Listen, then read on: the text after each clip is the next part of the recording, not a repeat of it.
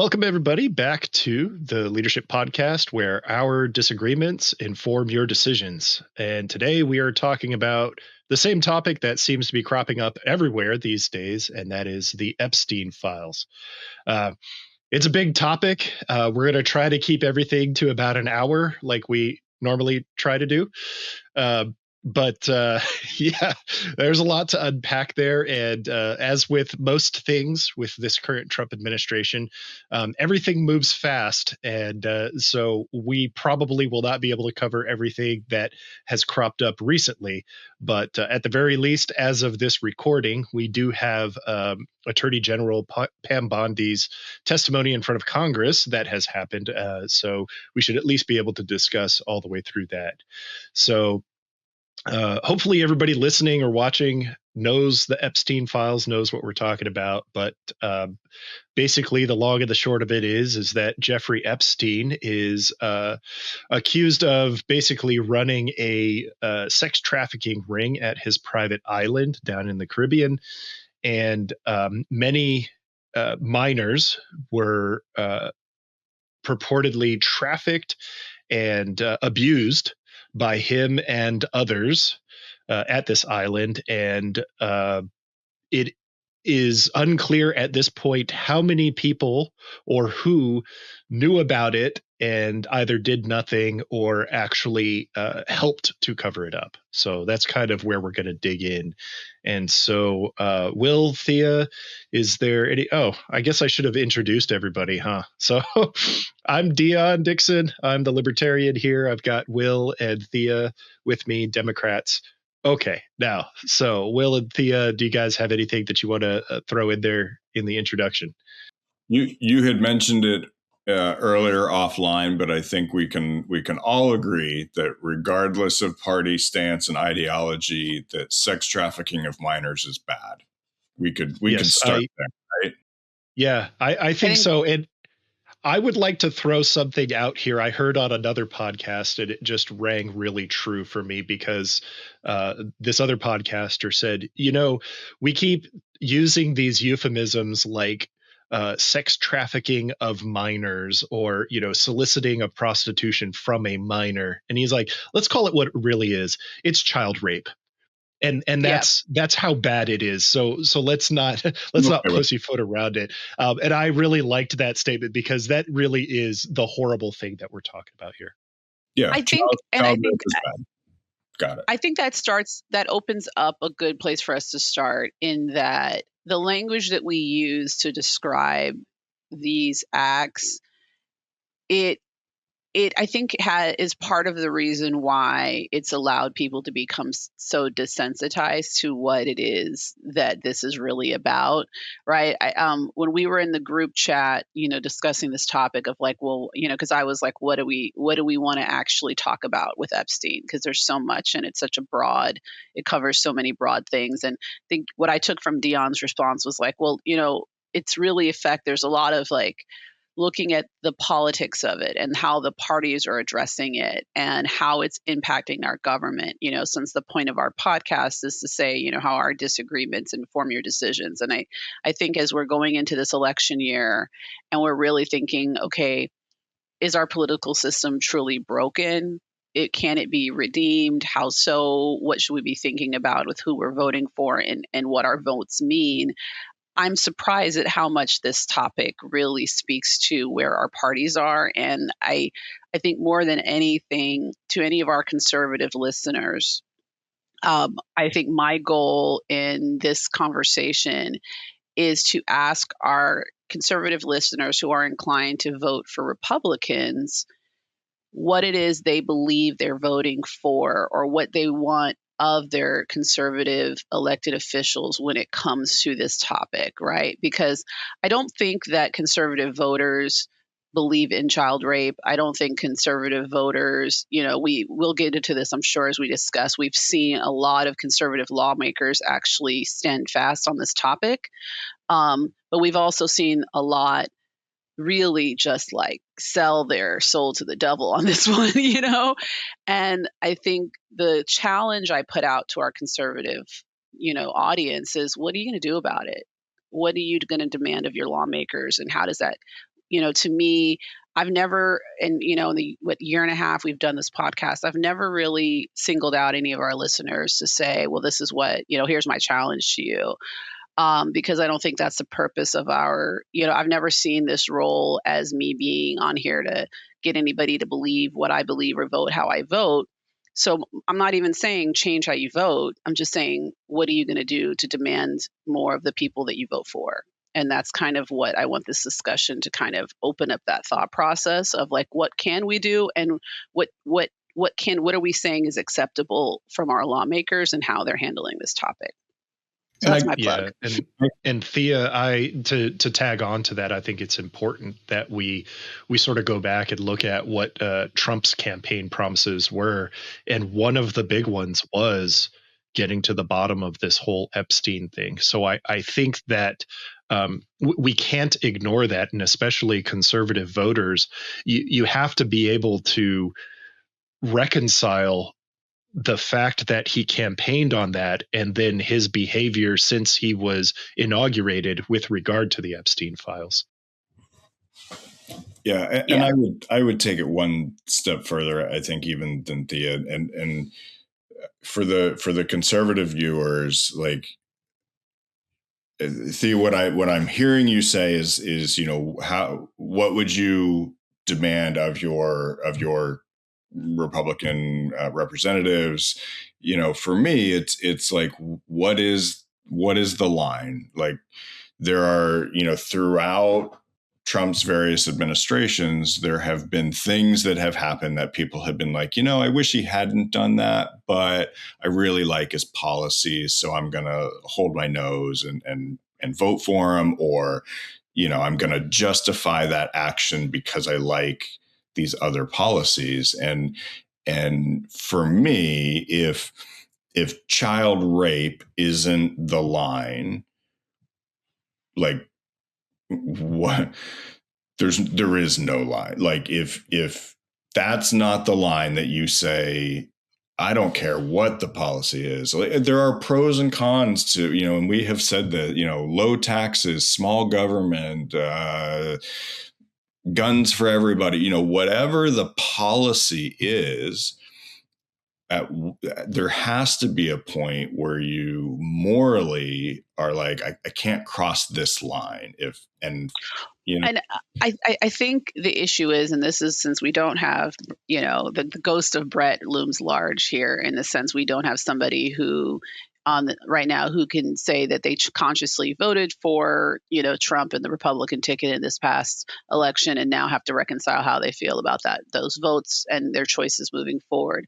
However, what I am seeing, and I think, Pam Bondi, so we're recording this on Sunday, February 15th. So last week, Pam Bondi testified before Congress, and watching her was fascinating to me, because I was watching somebody just gaslight in a way on a topic that I was just like, wow.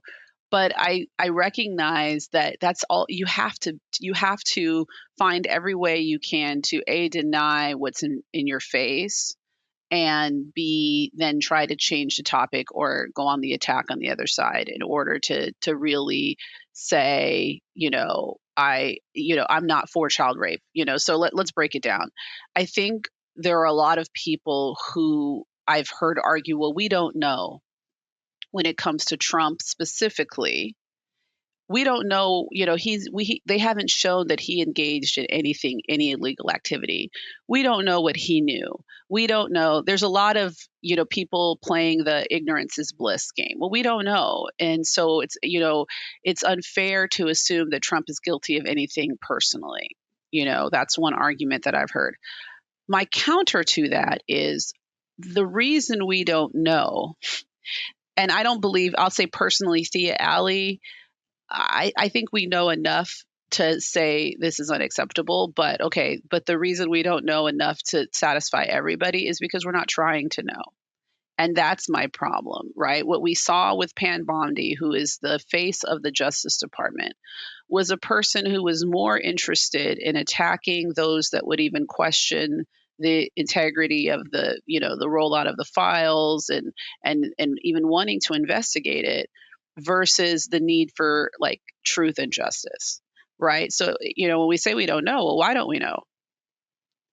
Like, I don't know if there's anyone who can honestly in good faith say they believe the Justice Department is doing everything they can to get to the bottom of everything, really doing due diligence when it comes to those files, right? And I think that's the first thing. What do we think they should be doing? What could they be doing?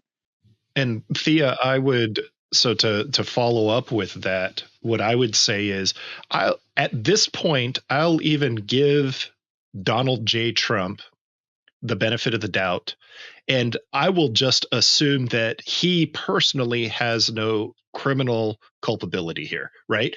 That still leaves him as President Trump, both in his first term in 2019, when Jeffrey Epstein was convicted, and then in his second term, right, for this past year, of not engaging the Department of Justice in an investigation, right? So I think it was Thomas Massie who said releasing the Epstein files for the public to see is only the first step, because just releasing the files does nothing, right? What needs to follow is now everybody knows, everybody has seen just how far and how deep this goes. Now there needs to be an investigation. People need to be prosecuted. And so, like, yeah, Republicans can say, well, I don't see any evidence that Donald J. Trump engaged in any criminal activities. That's fine. But as president of the United States and being the executive in charge of the Department of Justice, why hasn't he initiated any investigation into any of this? And I think they would probably say, well, they have investigated. They just haven't found evidence that, that there was wrongdoing or that they can bring a case. And I guess my point is, I don't see their actions reflecting that. This is an administration that has demonstrated a mind-blowing willingness to push the limits of executive power, right? When our last episode was talking about ICE and the immigration, enforcement efforts that are going on. Can we put that same energy towards, looking into men that it appears, were involved in a practice of raping young girls, women and girls, and can we put that same energy into it? You know what I mean? Yeah. I find it interesting that a lot of the when I've seen the messaging around why illegal immigration is a problem, it's tied to crime and violence and safety. But I think that we don't associate sex crimes against young girls in the same way that we should.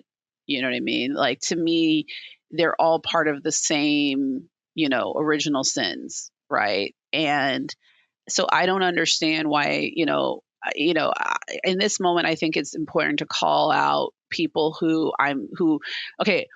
people who have shocked me, who I've never been particularly, a fan of. One instance was Megyn Kelly, where she was trying to distinguish between, pedophilia when you're talking about 4 or 5-year-olds versus, younger or teenager girls, like 13 or 14-year-old girls.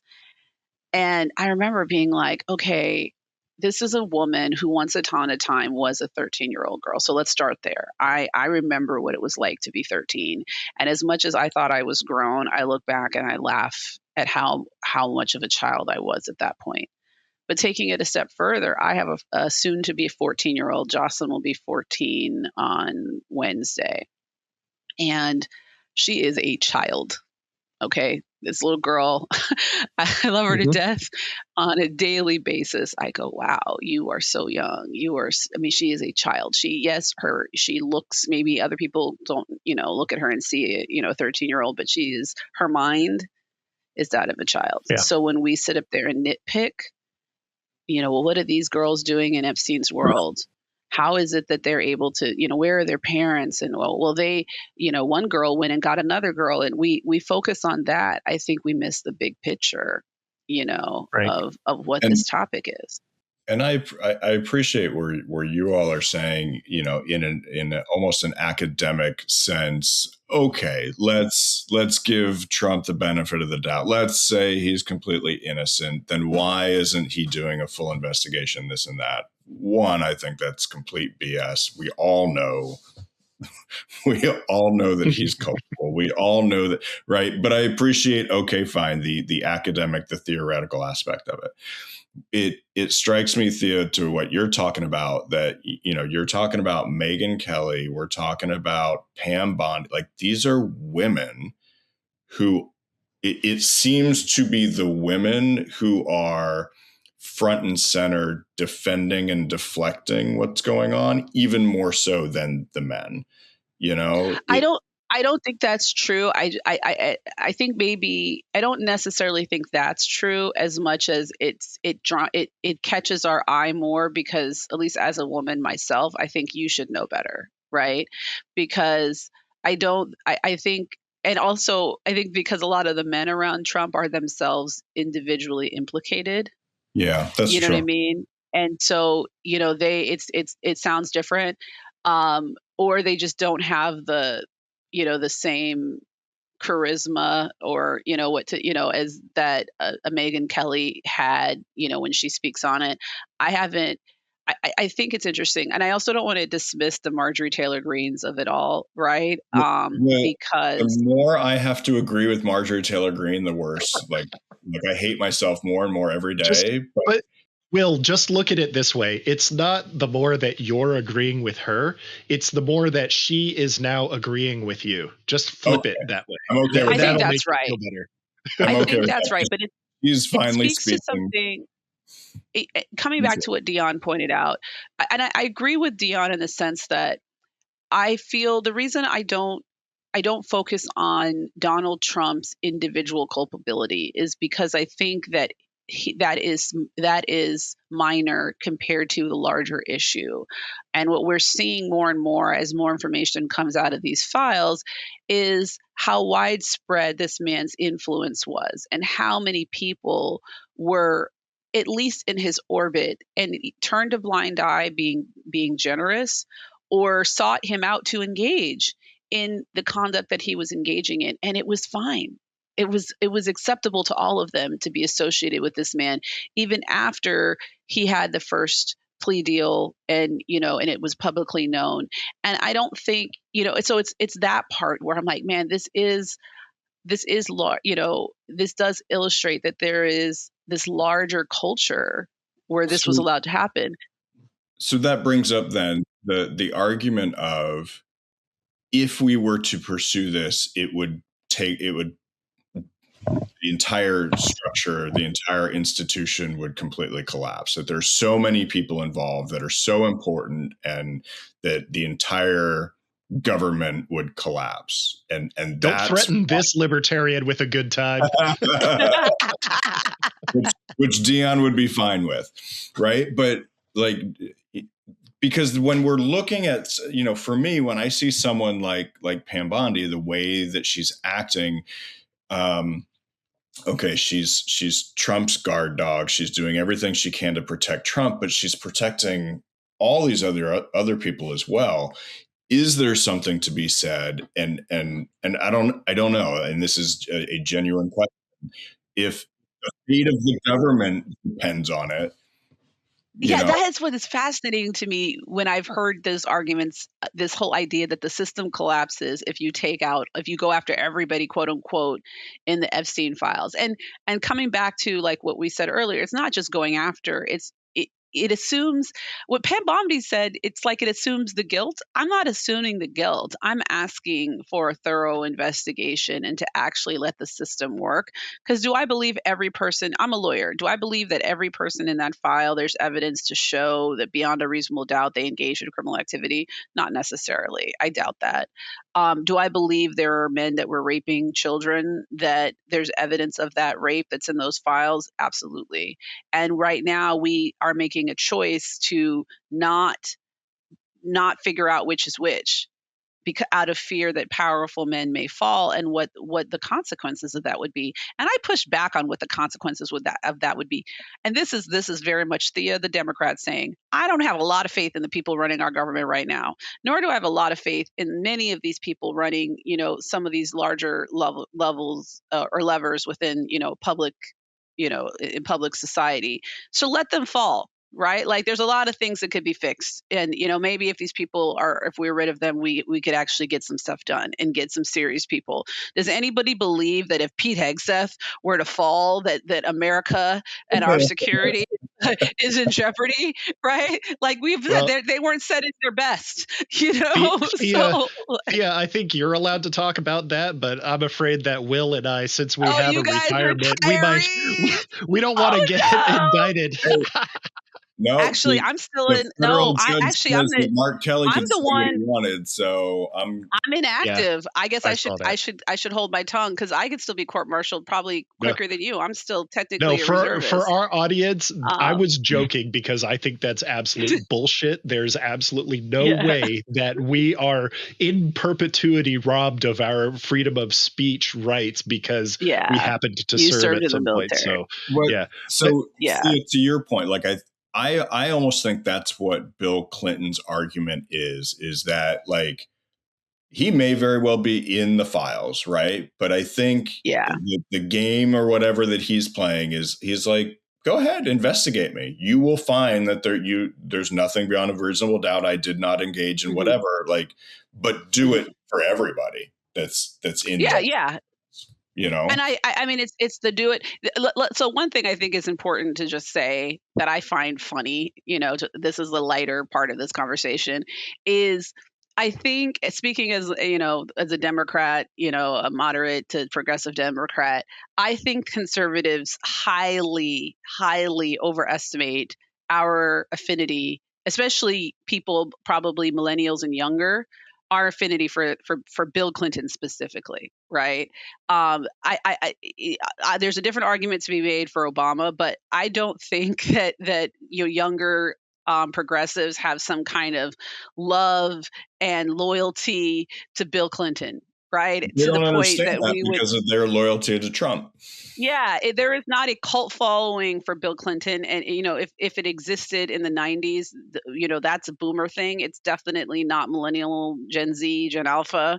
I mean, Gen Z and Gen Alpha barely remember. I mean, they were born. They weren't born when he was president, though. Gen Z starts during Clinton's presidency. Most of them, what they know more about Hillary than they do of Bill. And what little they do know of Bill is Lewinsky. I guarantee you, I not guarantee you, I've had conversations with friends in their 20s and early 30s. When you say, well, Bill Clinton, when you look at his record on paper, he had a lot of successes in his presidency. They don't know that. They don't know anything about balancing budgets and all that. All they know of his presidency is Lewinsky. So you think that people who that's all they know of this man are going to be like, oh, what? The same man that was getting off in the Oval Office might have gone to Epstein Island? Oh, where are my pearls? No. You know what I mean? So, like, if Bill Clinton goes down, so be it. Yeah. Right? Like, oh, Bill Gates, he's done a lot of charity work and all this kind of stuff. So be it. Do I care that Bill Gates is looking bad here? Do I name any other Democrat whose name so far has come out? And I'm like, okay, and next, I don't care. And that's the thing that fascinates me. I don't know. I personally love Barack Obama. Like I am a stan, whatever, if there's a nickname for Obama fans, I'm one of them. But I still, as much as it would hurt if something like this came out about him, I'm not going to be like, well, no, we can't because it's Barack Obama. No.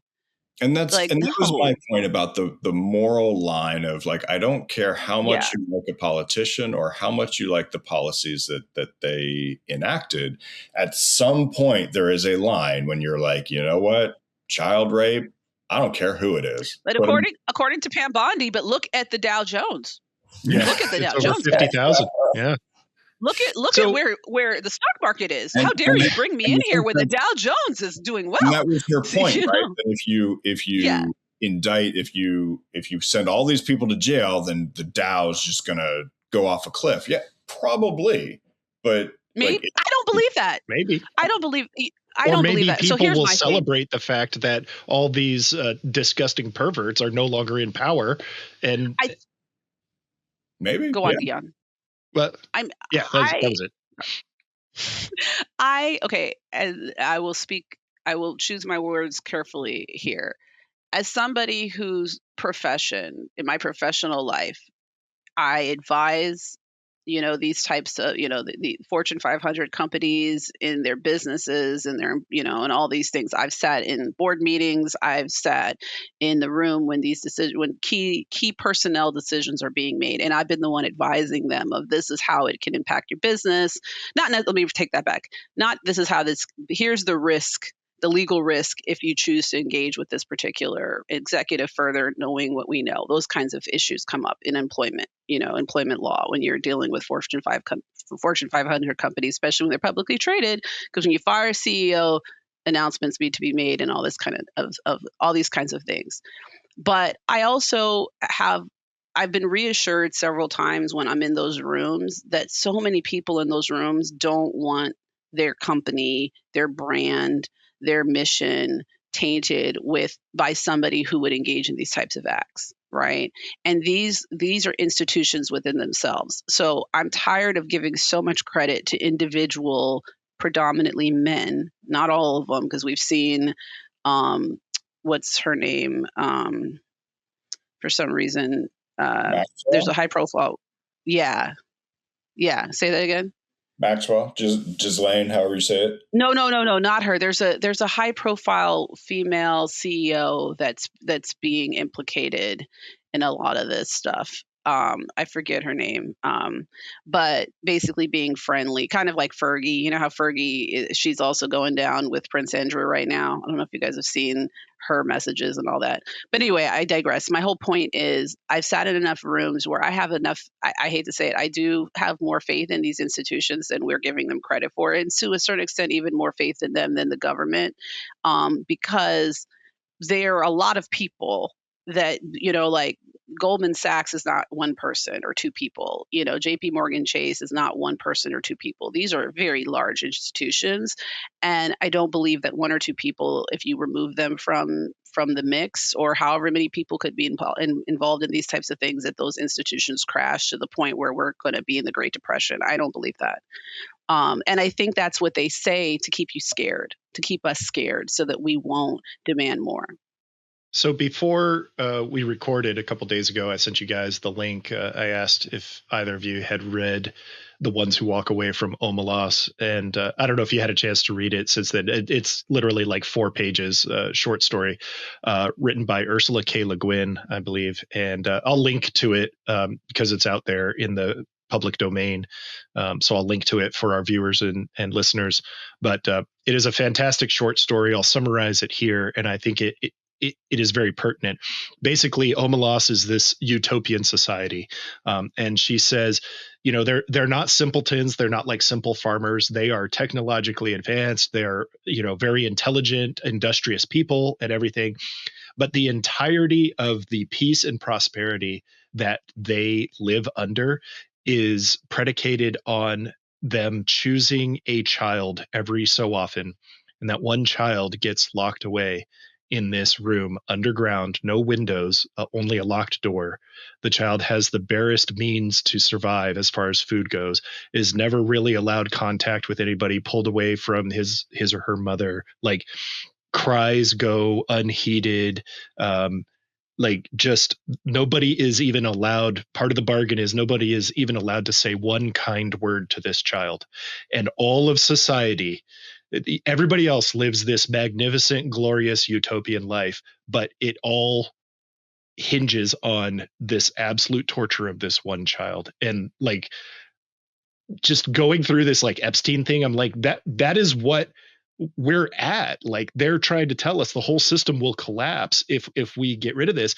And the reason why the story is called The Ones Who Walk Away from Omelas is because, at the end, we learn about some people who go, and people are allowed to go visit this child. They just can't say anything to this child or anything.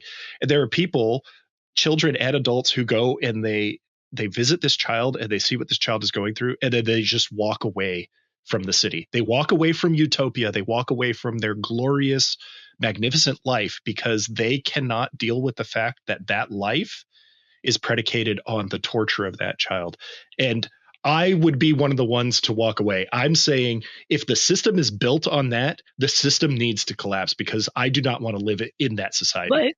But Dion, I think the key thing in reading that is the people who chose to see the child.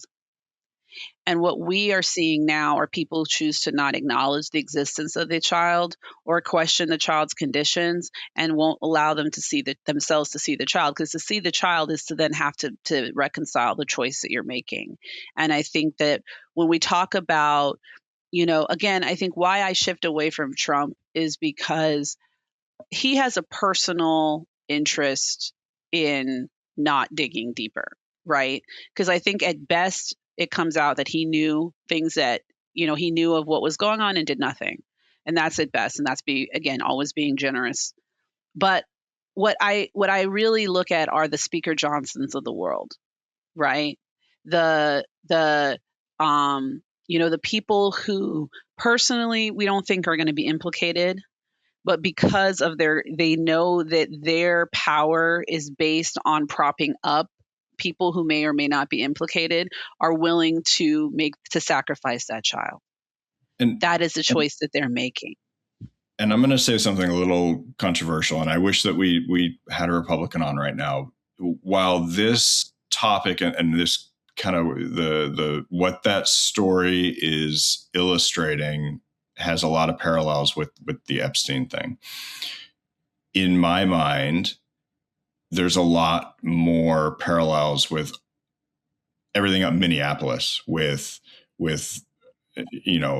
immigration enforcement in the United. Like there are, when you're talking about the people who walk away, who say that the utopia is not worth the suffering that is being caused, like my immediate response was, yeah, those are called Democrats. Like, and I know that that's like that the outcome, the ends are not worth the means. That yes, immigration, curbing illegal immigration is important, but the way that you do it is not worth sacrificing XYZ. Not worth. Go ahead. Before we co-opted the word woke, right? So woke has now taken on a negative connotation, but where it started was the whole concept of waking up and seeing what's really going on, right? That was what initially, when it was a term that was of the left, it was this notion of, I would parallel it to going and seeing the child. Right? You wake up and now you see what's going on and you can't unsee it. You can't go back to sleep. Now you're woke and you have to do something about it. And you have to see things differently, and acknowledging that there are costs in our system. I think that what is interesting is I find, and I think it's important to say this, I find the hypocrisy of MAGA conservatives just mind-blowing, right? This idea that there was a time the government told you to put on a mask, and it was like, God forbid I wear a mask, like my rights are being infringed. But then when other people are saying, hey, masked agents are showing up at my house with guns, I don't even know who they are, why they're there. And those same people are like, well, you should just comply. Why are you not complying? Why are you saw some woman being, shoved to the ground and guns in her face? Well, you should have minded your own business because the government was doing its job. I can't reconcile that. I can't reconcile that. Here, the same people, who believed Hillary Clinton was supporting. Here's the thing. Pizzagate. Thank you. I remember being like, how ridiculous is that? You think all these powerful men are raping children? Like, it's so much that you show up at a pizzeria with a gun? Man, that's crazy. QAnon, y'all, you crazy. That was me. And now here I am like, damn. But damn, it just wasn't, it was on an island. But the right believed so much that there was a basement in the pizzeria that it was okay that a guy showed up there with gun. Like, we were going to get to the bottom of this child Yes. sex ring. But now that it applies to the other side, we're like, there's really not enough evidence. The place didn't even have a No. basement, but that Yeah, didn't matter. But we exactly. can't invest It's that part. we know is It's that happening. part. For S's and G's, I did ask AI, like, what You can is see that. the MAGA sort of response to the Jeffrey Epstein thing, right? Like I would, because this is one of those situations. I think all three of us are kind of in the same boat where it's like, I can't even put myself into those shoes, right? Like I'm having such a hard time putting myself there to figure it out. So I asked AI, and here's what it said. So the quote unquote deep state and media distraction theory. So the most common sentiment among MAGA loyalists is that the files are being used by the deep state and the media to damage President Trump. Defensive Trump loyalists point out that despite millions of pages being released, there has been no smoking gun evidence of criminal wrongdoing by Trump. We talked about that. And then a focus on Democrats. Figures like Laura Loomer and other conservative commentators have pivoted the focus toward Bill Clinton and other prominent Democrats. They argue that the media is obsessing over Trump's presence in the files to distract from photos of Clinton or other elites in compromising or questionable settings. Now, that is all interesting, and I think we all have heard that, and we've kind of talked about a lot of that. But the funny thing about that is it still doesn't talk about the actual issue, which is that powerful people, mostly men, are raping children and or abetting in that. Yes. And that's the thing that's interesting where, there's very few topics and you started this, Dion, you said, can we all agree that child rape is bad? But there's very few topics where I do expect us to agree. And if we can't agree on this, it really does dishearten me in our society that that's where we are, or that we found a way to politicize a topic of this nature. Because if we can't protect our children, who can? And if we can't agree that a 13-year-old girl is a child that's worthy of protection, like you said, what are we doing? Like, why am I here? It's not even that, because I think everyone would say, yes, child rape is bad, right? But what we're seeing in my mind on the right is, well, there's no smoking gun. We agree that child rape is bad, but we don't agree that we should investigate it because they don't agree that child rape is bad. This is why I single out Megyn Kelly, because I watched that clip several times. Yeah, when Megyn Kelly's trying to be like, well, a 5-year-old rape is different than a 13-year-old. It's really different. And I'm like, and she meant that. And she was making a point. She was making a point, and she meant that. And that's when I said, oh no, we don't all agree that rape is bad, because we're trying to here's the point she was, I think, trying to make, that once a girl hits a certain age, she looks like a woman, right? She has a body that's developed that is a woman's body. And so going after that little girl somehow is not as bad as going after her prepubescent self. And that's the argument she was making.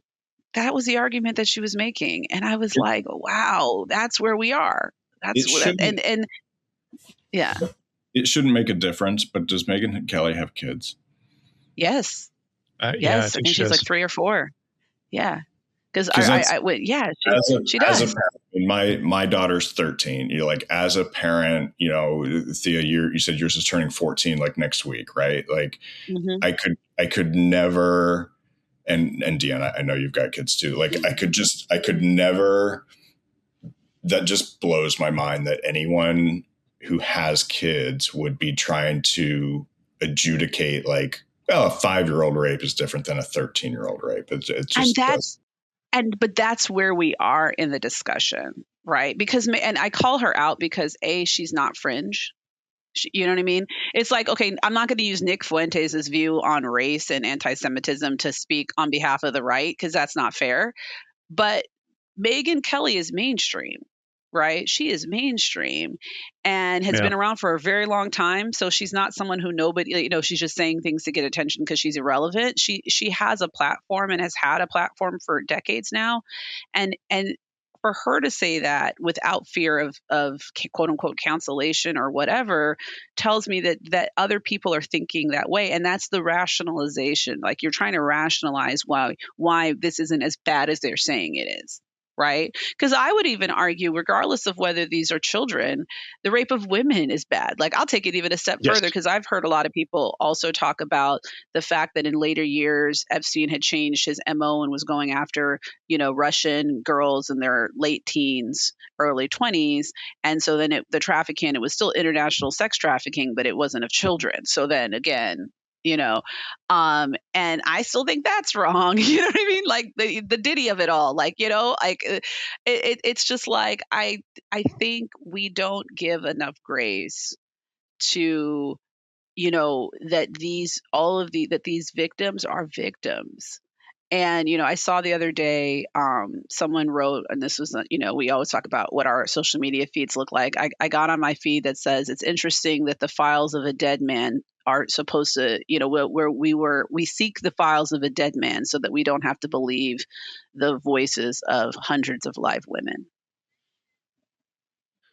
Along those lines, and since we were talking about Pam Bondi's testimony in front of Congress the other day, I don't know if you saw the part where I think it was Thomas Massie. I can't remember which congressman was doing the questioning, but where there were all of these victims and survivors sitting behind her.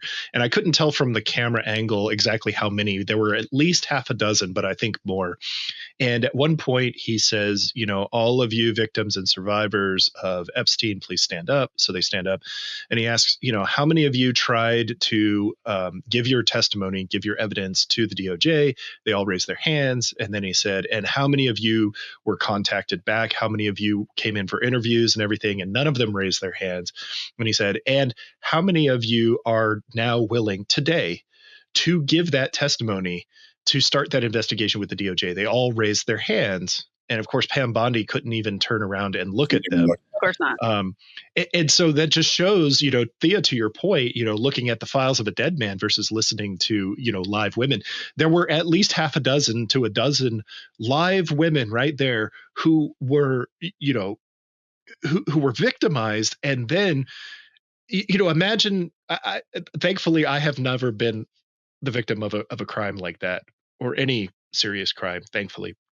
But I try to imagine what kind of courage it would take, not only to just report that I have been victimized, but then to be on TV, to be seen by the whole nation saying, I was a victim and I am willing to speak out against this because it was so horrendous. That takes a lot of courage.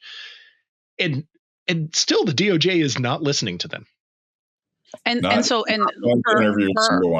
they're trying to Trump. For our listeners, let me point something out that I don't think it's said enough in the media. The reason that the Epstein victims, or I think a main reason, this is me speculating, but a large reason that the Epstein victims do not name names themselves is because they fear reprisal on the part of the offenders or the people that they would be accusing. And these men, we know they have wealth, so we know they have the ability to bring large legal teams against these women and sue them for defamation. And just to have to defend that is much more difficult when there haven't been, when law enforcement hasn't, engaged with their stories, right? So what they want is the government to be the one to out these men and not themselves. Like, they will out them to the government, right? They'll say, I'll tell, because our defamation laws protect people's right to report things to law enforcement, right? So if I go to the DA and I say that this person raped me, and then the DA investigates it, it gives me some level of credibility to show that I had a good faith belief, right? That I wasn't just trying to be malicious and to subject me to defamation suit. I'm not saying that those suits don't happen, but I will say typically when there's been a criminal investigation, and especially if any charges are brought, it's much harder to bring a defamation suit, right? Because the defense to defamation is good faith belief in the truth, that what you said was true, right? So here we have these victims that they know if they come out now and say that, John Doe raped me, John Doe is suing them, is going after their family, is going to attack them, and they don't have any protections. Epstein So didn't that's kill why himself. it's so pivotal.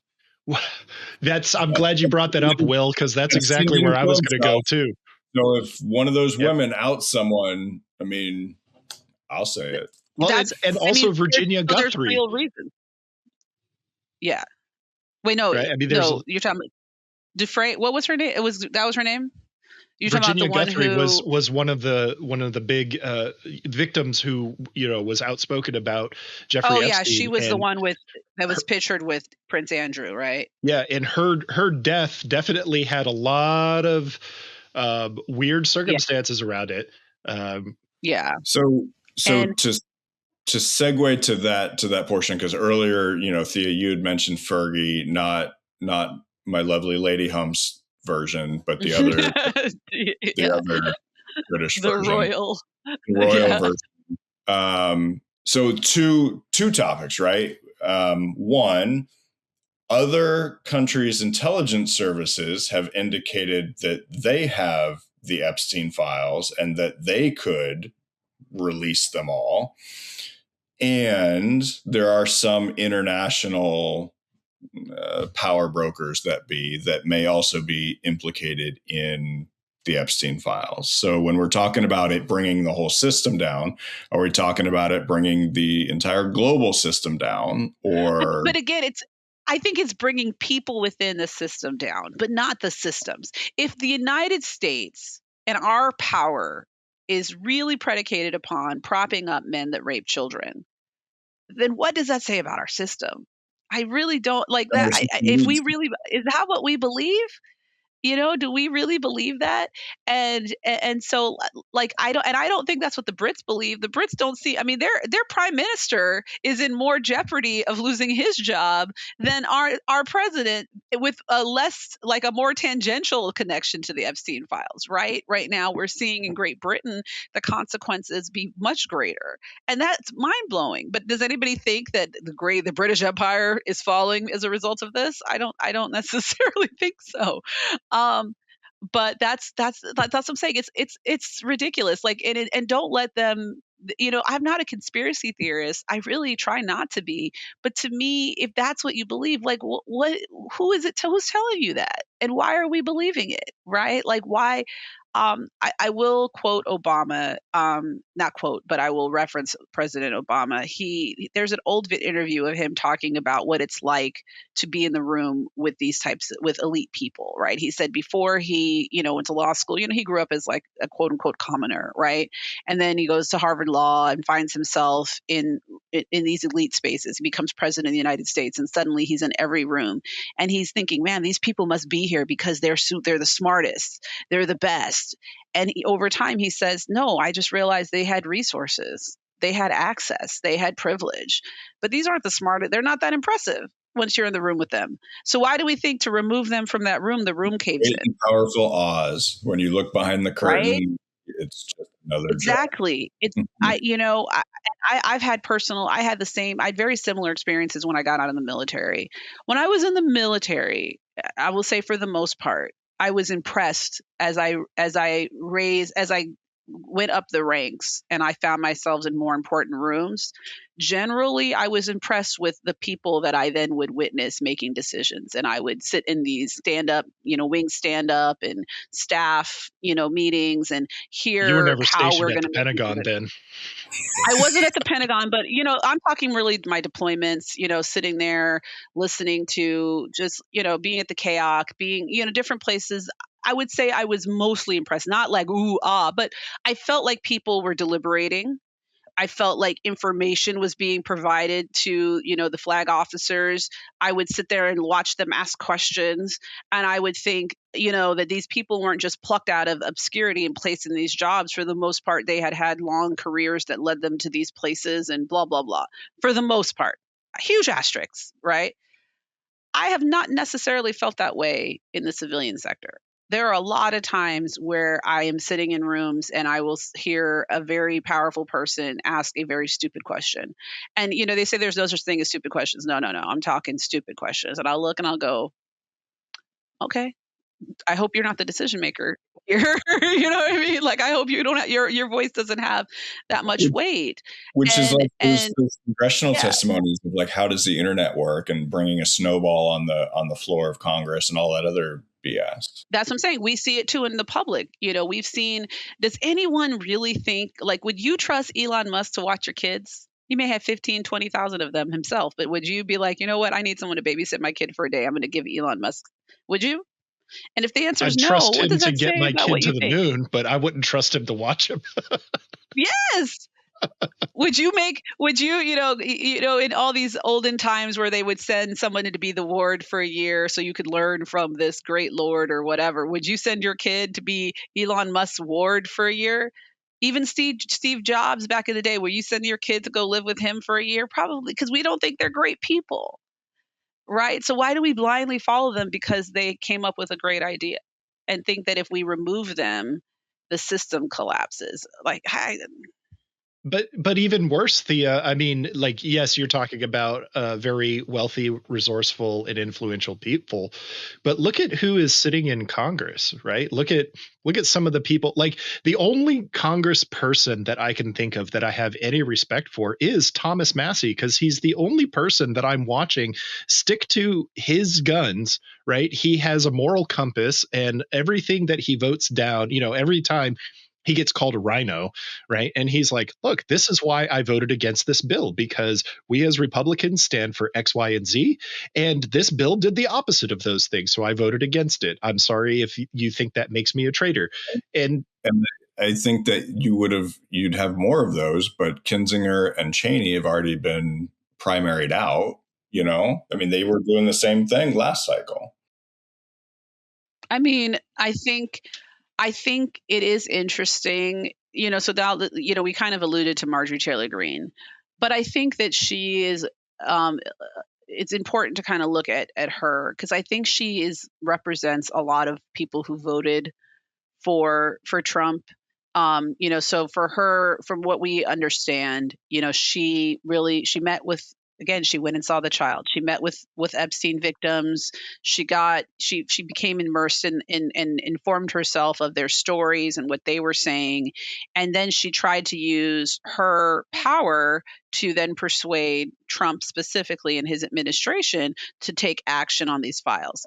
I think that she probably went into this believing, like many conservatives, that it was going to be the Bill Clintons of the world that were going to be exposed. So I don't necessarily think she went into it thinking that she was going to find to find Trump and the men around him as the ones being accused. But it doesn't really matter why she went into it. When she got into it, she says, okay, we really need to look into this.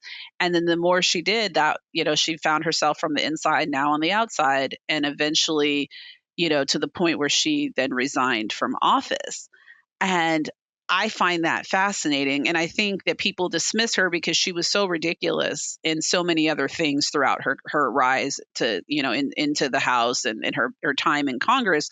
It's easy to dismiss it. Like space lasers, that kind of. Yes. But what I think it shows is that when someone who may be ignorant to what's happening, in the room, gets in the room and then sees what's happening and then tries to say, wait, guys, this isn't right, then it's to the point where she's like, I can't do this anymore. That speaks volumes. And I you know what I mean? But how long was she there, and how much did she see before she walked away, right? And that's the thing that I question. Like, I don't know how. So I just dipped my toe into politics a few years ago, and Will, I know you've been doing a little bit of this yourself, and what I saw behind the curtain just absolutely disgusted me. Like, I don't know what it's like on the Democrat side. I did, and actually, I will tell you, on the Libertarian side, all of the Libertarian meetings and things that I've gone to, everybody's very polite and cordial with each other. Even when they disagree, it's more like us here on this podcast, how we disagree, rather than like, talking about each other's mothers and stuff. But like on the Republican side, it was brutal and nasty. And they, like, I would say that especially here in Northern Virginia, the reason why the Democrats are winning is maybe because they have, they have good funding, maybe they have a good platform, et cetera. But I would say at least half of the reason that the Democrats are winning here is because the Republicans are so busy fighting themselves that they are not fighting the adversary. Same thing Anyways, in Florida, just reversed. yeah. I know. I was about to say I normally hear on Democratic circles that, oh, we're too busy fighting ourselves to do any real work, right? And it's not even that you're fighting yourself, but you're not fighting over like principled things. It's you're fighting people. Yeah. It's like that Jimmy isn't pure enough, or Susie doesn't, she hasn't shown her woke benefides isn't strong enough. I've always thought, people are like, oh wow, you have a really great resume for politics. I'm like, no, I don't, because I'm not true blue enough, right? It depends on who, you know what I mean? Maybe 30 years ago I had a good resume because I had enough of both worlds. But now I think on the progressive side, especially coming out of LA, I went to the Air Force Academy, I was in the military. I clerked for a conservative judge at the appellate court. That really gonna, and I live in Ted Lieu's district, right? That's where I live at. Is So, that But is that I mean, progressive so enough? You Thea, know? you could be the moderate Democrat that the party needs, right? Like, I think that especially in 24, the Democrats party probably won't get saw her that. past the primary. I Yeah, I know, and couldn't get. I don't know if that's, I I could mean, get we're past the talking about primary. the general politics, Yeah. but anyways, the point that I was bringing up with all of that is like a lot of these people in Congress or in the gubernatorial mansions across the country or whatever, they're in this, they're seeing this, they're seeing all of the deals with the devil that have to be made to keep the political system going, and they're staying in it. So yes, we should give MTG props for opening her eyes and seeing the truth and going, man, I can't hang with this. This doesn't jive with my moral compass. But how long was she there, and how much did she see? I mean, as you said, Will, like, child rape should be the line that doesn't get crossed, and that's where she went, nope, I can't cross this line. And that's great for her. A But how lot of many other other lines did she cross along the way that she was okay with? And same thing with a lot of our other lawmakers. I think that's true, but I think it's getting into a different topic. I think if our discussion today is where is child rape the line, the fact that we saw someone hit this line and go, oh no. Oh no, no, no, I can't do this. And someone who was so publicly in support of all the other bad things, right? So all this Mhm. other stuff, like to your point, that she was willing to tolerate, this is the thing she goes, oh no, But guys, like it's no. one person, like only And one. it was only one person, but and then I mean I think I saw who's the Colorado congresswoman, Boebert, I always want to call Voter. Boebert. Lauren Boebert. She was also, they were asking her because she had gone to look at the files. Oh, I guess that's something we haven't even gotten into, is this idea that the Justice Department is tracking the files that congressmen are looking at when they're going to see the unredacted files, and that they haven't provided the fully unredacted files to Congress.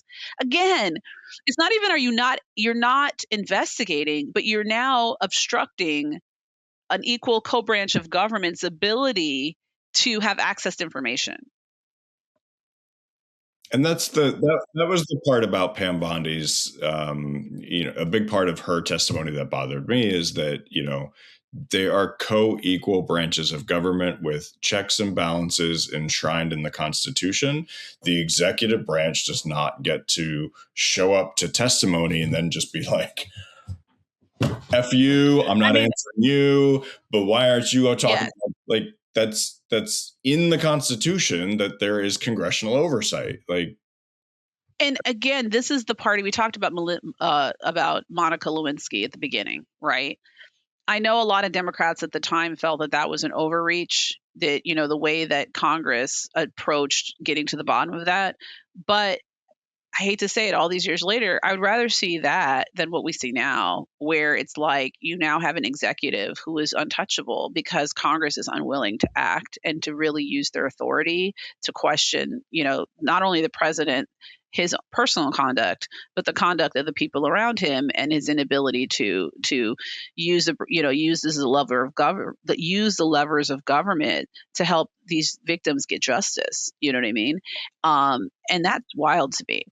And even in the Lewinsky example, you didn't see the level of obstruction. Like, okay, Clinton lied, got it, but didn't weaponize the Department of Justice to obstruct and like he just, it depends on what the definition of is, did you have sexual? I mean, what you didn't woman, you didn't see is, what was her name? Janet Reno. I don't recall Janet Reno sitting in front of Congress losing her mind. How dare you question whether the president had, was pleasured in the Oval Office? Like, I don't recall his female attorney general doing that. And I don't recall the speaker of, well, actually, the Speaker of the House, what would it, Gingrich at the time, but I don't recall like the Democratic establishment sitting there and like going out of their way to stop anybody even questioning whether these things happen. Maybe they did. Maybe a viewer might find an old clip and be like, here goes Joe Biden defending Clinton back in the day. I don't know, but I don't remember it being to this level that we see from the administration. They would say it's two consenting adults. They would rationalize it, but they would not like obstruct. They would not use the levers of government to stop the investigation from happening. And I don't know. I think that's where I'm like, how far have we come, right? Like, how far have we come and how far have we fallen? Because history, when I look back, and I think I've said this on the podcast before, there's times where I look back at old clips of desegregation and I go, man, that, those Southern segregationists, they really got it wrong. And history doesn't look kindly upon them today, right? And I think when we look back at, Speaker Johnson shutting down, because if we remember, he sent the House home so they wouldn't have to vote. Like, this wasn't, he wouldn't, what is it? The elected Congresswoman from Arizona, right? Swear in for a while. He wouldn't swear her in. Like the level, the ways in which our government, like our levers of government, have been used to stop anybody from finding out about what's in these files. That is what's shameful, right? And that's not necessarily Trump doing. Every possible way. Yeah. And that wasn't Trump doing that. Right? There's so many other people that now are complicit in this, and they're not doing it behind. I think this is the thing. A lot of times people say, oh, well, Watergate was done in secret. If they had just openly announced what they were about to do, maybe it would have been more acceptable. And I think that's what we're seeing. Because they're doing it out in the open, it's like, okay. When we talk about co-equal branches of the government, we talk about separation of powers. I'm definitely not a constitutional scholar, but I'm racking my brain for an enforcement mechanism other than impeachment that the legislative branch has if the executive branch is not faithfully executing the laws of the land, right? So the legislature says these are the laws. The executive branch is supposed to then execute those laws. If they're not doing that properly, is there something other than impeachment that they can do? I think that's it. The power of the purse.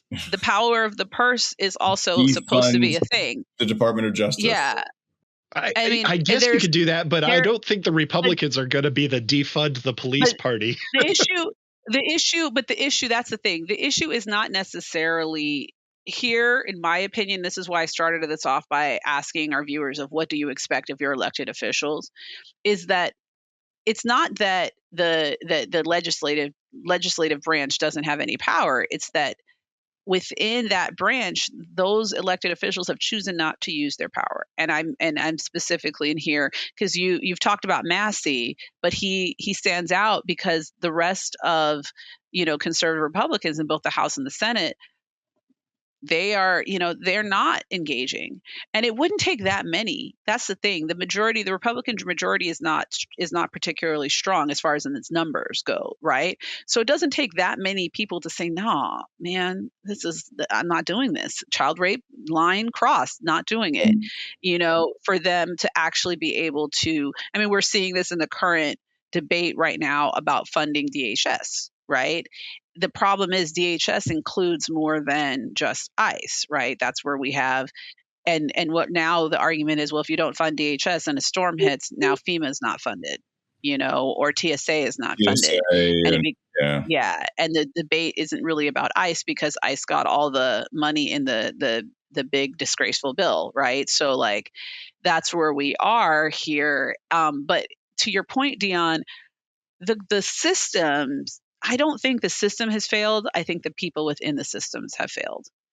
And I Well, think then the system we're not seeing. the Yeah. system that we have has then failed to account for the greed and self-interest of people, um, in a way that it should, right? So I think our founding fathers were Should it? fantastic in assuming that Men the were angels. You people would that need would no be well, exactly, right? And I think our founding fathers did a really good job of trying to anticipate the sort of greed and avarice that would accompany somebody seeking political power.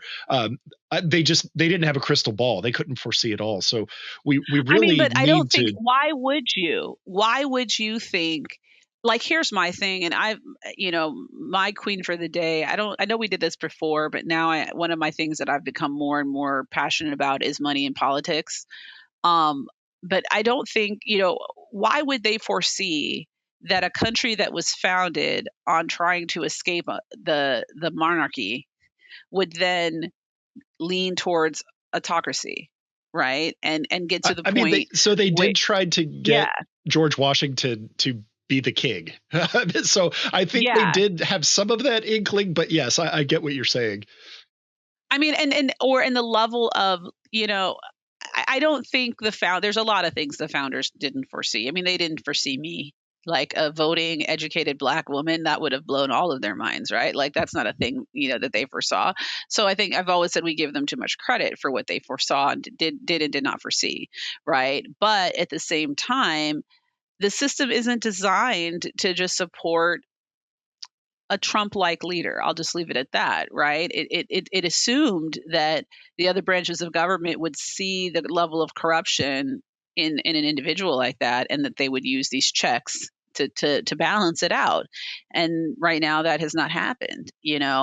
But at some point, you have to look to the American voter and say, well, as long as we keep voting the same types of people into power, I don't know. You know what I mean? And so the midterms are a check. They're a check, on not just the Trump administration, but on, what do we expect of our all of our elected officials, at least when it comes to the legislative branch. Like, as You're much as I that you think there's going to be midterms.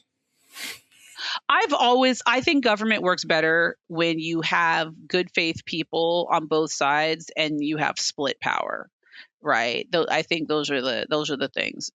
But I don't know. I think I would like to see at least the supermajority gone, in the sense of having all three branches of government controlled by the conservatives. Right now, at least with the Epstein Files, I just am so disappointed and like I keep calling out Johnson because I don't think he gets enough credit for all of the ridiculous and disdainful things that he has done as Speaker of the House. And this is, to me, on top. This is a man who had a porn tracker between him and his son because they needed to stay pure, and these were his beliefs, that has used his power to help obstruct justice for women who were children victims of child rape. That's who this man is. I don't think we say that enough. I mean, you're so conservative. You have such strong Christian values that this is what you dedicate yourself to. Give me.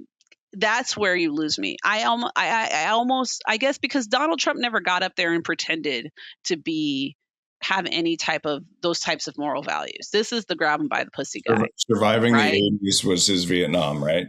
Without getting No one ever thought that he was anybody's purist or anybody, he sat there at the National Prayer Breakfast and made fun of people who pray before they eat. That's who and no one's like, oh my God, I can't believe he said that, because that's who he is.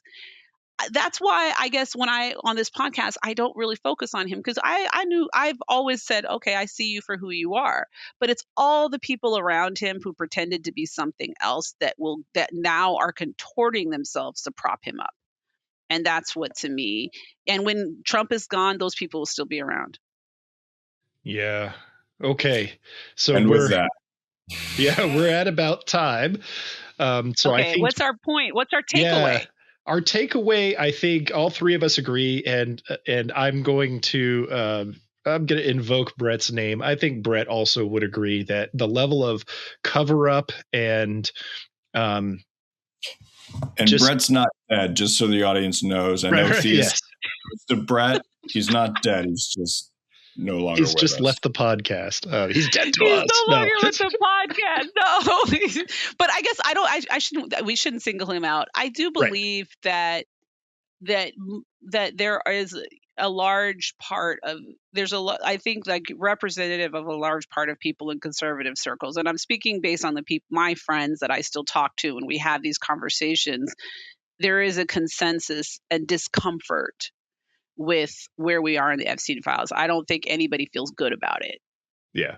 Yeah, I think it's a very, thankfully, a very small minority of people who are okay with where we are right now with the Epstein situation. But I think we all agree, one, if the Epstein files implicate a lot of powerful people, and that may, that may collapse the system, I think we all agree, then fine, let it collapse. Just like, there have been many times where the government has decided to not intervene and bail out companies, and we go, just let the market do its thing. And yeah, it's a short term loss for people, but then the market recovers, right? As it always does. And I think our system of government will do the same. And I think also we all agree that just releasing the files is only the first step. And the next step has to be that these people need to be investigated and prosecuted if the evidence warrants. Anything else?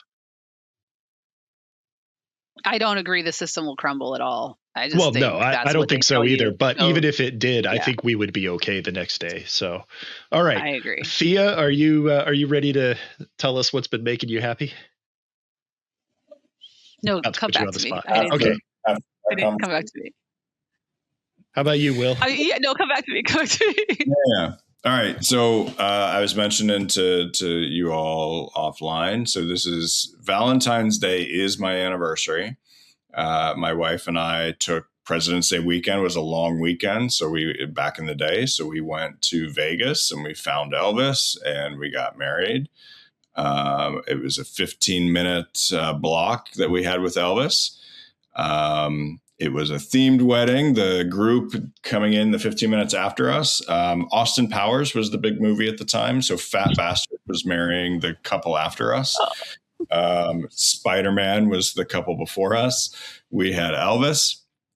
It was wonderful. So we celebrated our anniversary this weekend. We went and saw And Juliet, Broadway show off Broadway here in Tampa. And it was quite literally, it was the best show I've ever seen in my entire life. It was funny. It had me crying and laughing. It was amazing. And the premise of the story is that if Juliet had never taken her life, what would her life have looked like if she took control? So it's got a very feminist message, women can make their own decisions and they don't need a man to survive, this and that. It's got some progressive themes in it, but it was really a great show. All of the music are like 90s boy band and pop. Like you would know every single song. Bon Jovi, Britney Spears, it was quite amazing. It was the highlight of my week for sure. Wow, sounds like fun. Okay. I will go then. And I'll keep it on the things that entertainment that I've enjoyed. So this past week I discovered I had 3 shows that were on my list and I did 2 out of 3 of them. And so my 3 shows were the season 2 of The Pit, so I haven't gotten to that yet. And then The Night of the Seven Kingdoms, and then His and Hers.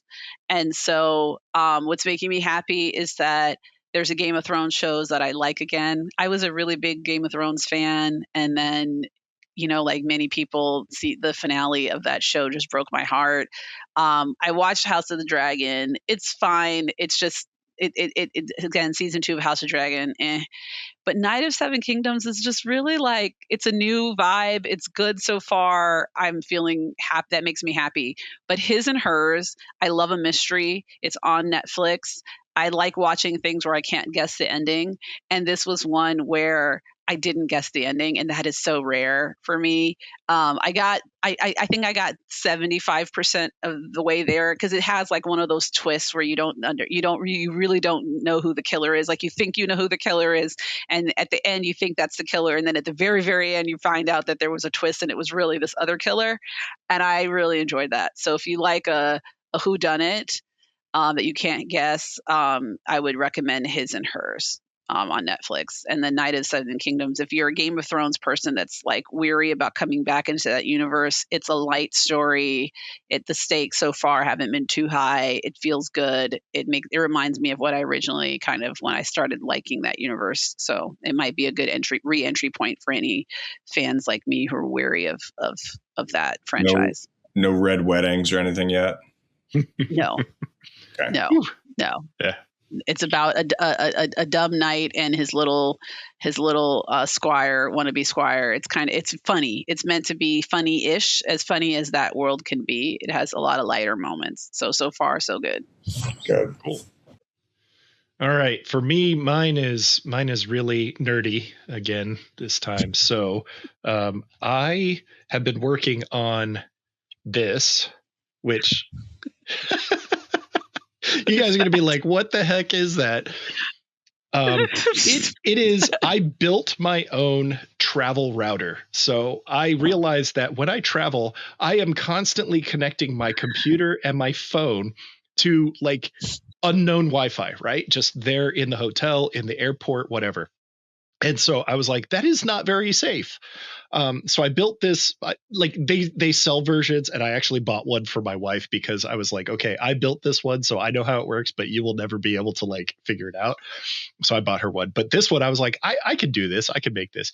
So like it has a firewall, it has antivirus, it has VPN all built into it.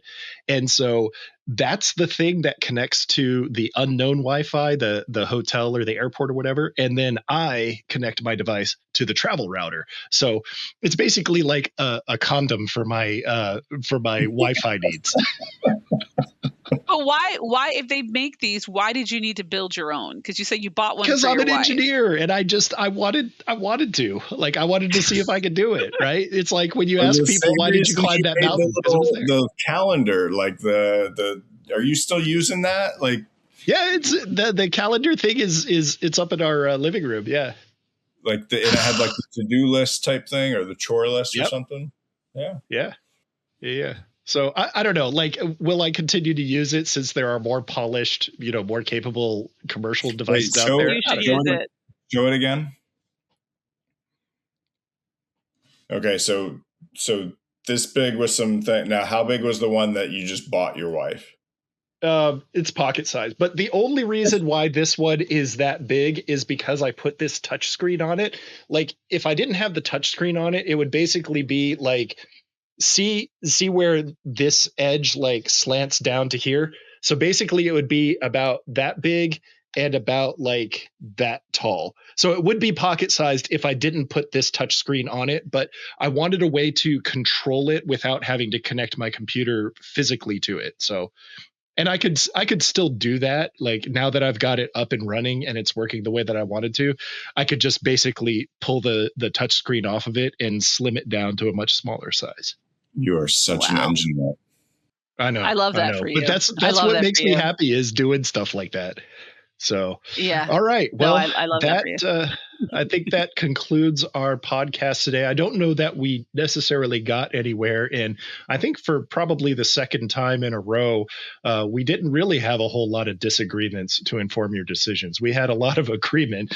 So, Britain and France, if you're listening, just release the Epstein Files. I would say Russia. Yes. But everybody who has it, just release it. And so we will see you guys next time. Like and subscribe, hit that notification bell if you want so that you're notified when we do pop off another episode. And we'll see you next time. Bye.